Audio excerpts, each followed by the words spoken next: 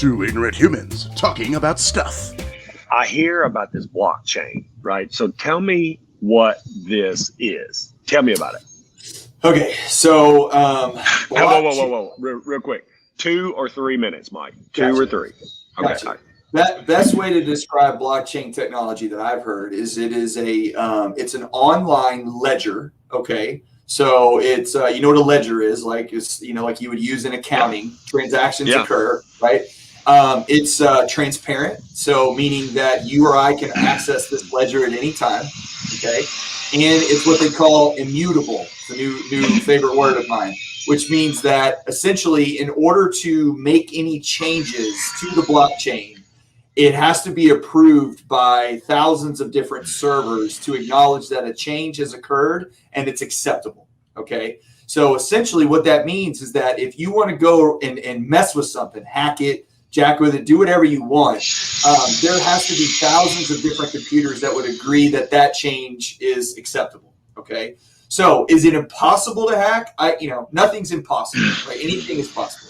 Is it extremely difficult, the hardest thing that you could possibly imagine to hack? Yes, it is, for a number of reasons. But ideally, what we're doing is they're creating a technology that allows you to record data in a transparent public manner that cannot be messed with. So it makes transactions, it makes investments, it makes all kinds of things much more secure and safe because of trust. Because I know that this can't be messed with.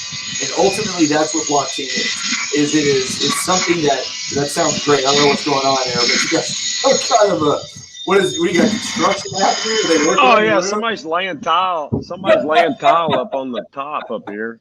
Yeah, well, kind of loud. That's basically what it is. There's a whole lot more to it, but essentially, it is a technology that you have access to now that can give you security and peace of mind, knowing that the transactions that are made can't be messed with, and that's the biggest piece of it. So and basically the transactions you're referring to is only Bitcoin or just all transactions? But how does it correlate to crypto? So Bitcoin is, like, let's call it the grandfather of cryptocurrencies. Okay, it's the original one. It was actually created in 2009 by a guy named Satoshi Nakamoto. Okay, and nobody knows who this guy is because he left himself to be essentially anonymous. Like, nobody knows exactly who he is. And he created Bitcoin after the financial crisis of 2009, to where he felt uncomfortable thinking that I put my money with a large institution like Bank of America or whoever, and they make bad decisions with my money, and there's a possibility that I could lose all my money because that bank made bad decisions. So that third party controls my assets. And he felt like he wanted to control his own assets and have his own digital security. So he created Bitcoin that is a finite currency. Okay, let's call it. It's really, these days, the word store of value is probably a little bit more appropriate. Currency would indicate that you can buy and sell anything with it, and it's not quite there yet. And I don't know that it ever intends to be there, but ultimately what it is because it's finite. There's only 21 million Bitcoin in circulation. That's it. There will never be any more ever. Okay, so 21 million that have all been created are recorded on the blockchain. So when a Bitcoin gets created on the blockchain, it is registered and ledgered on the blockchain, so it cannot be recreated. So in other words, unlike the US dollar, which we talked about inflation before, that gets printed over and over and over and over again to pay for whatever we want. Now we have trillions and trillions of dollars out there. Bitcoin cannot do that. So because of its finite being a finite resource, it holds a lot of intrinsic value for that reason, because it cannot be recreated.